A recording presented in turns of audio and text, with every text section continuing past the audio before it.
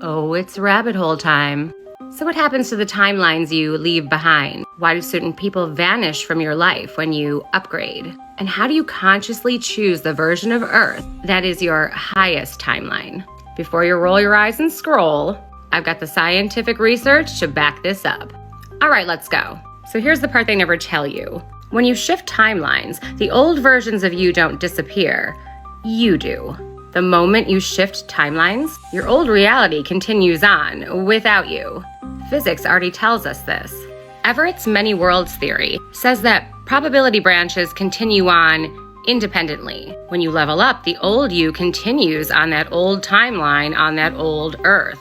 But you, the conscious observer, migrates to the branch that matches your new frequency. Your past versions don't vanish. They become alternate selves living out different outcomes. This is why shadow work feels like integrating old versions of you, because they exist. So why do people disappear or vanish from your life when you level up? This part gives people chills because they have felt it.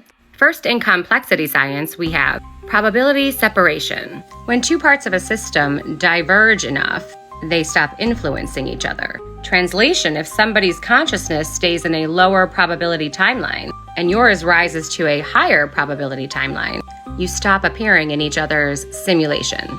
Not because anybody is wrong, but because your stories no longer intersect in the probability field. The NPCs in your life, their scripts only update in the timelines where you still exist. If you're no longer in that branch, their script runs out with you.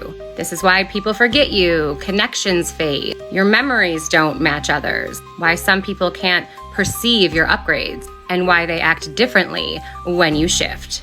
It's not personal. They're interacting with a different version of you in a different branch.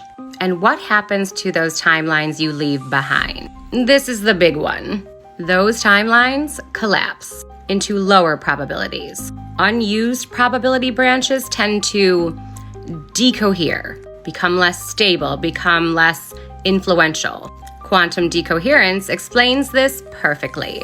The more consciousness that leaves a timeline, the less energy remains to sustain it. Timeline branches cluster by vibration. Higher timelines group with higher timelines, and lower timelines merge with lower ones. These clusters of branches become worlds where fear runs the narrative, stagnation dominates, synchronicities disappear. The script just feels predictive. People stop evolving. But you stepped out, so you're no longer affected.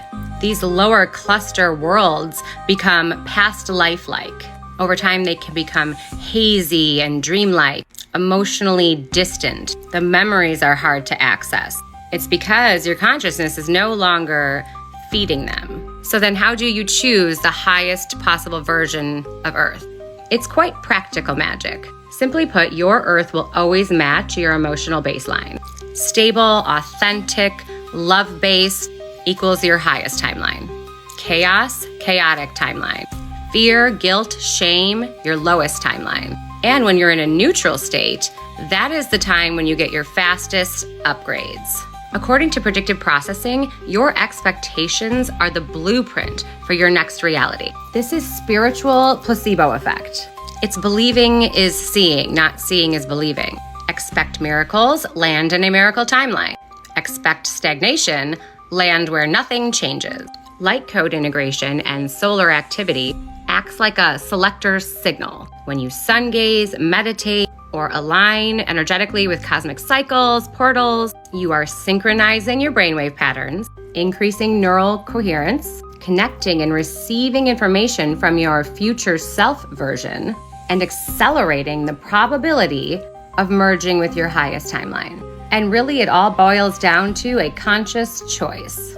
You choose your timeline by choosing your reactions, your self-image, your beliefs, your frequency, your embodiment, your every micro decision, not metaphorically, literally. Your consciousness navigates the universe and all the possible versions and timelines, like the cursor on your computer screen selecting which tab to open next.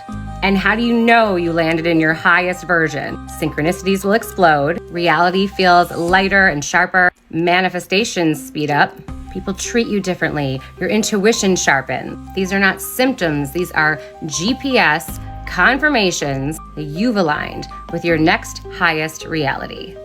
So, timelines don't disappear. You shift between the versions of Earth that match your frequency. People don't vanish, they continue on branches where you no longer exist. And your highest timeline becomes available the moment you become emotionally and energetically compatible with it. Woo!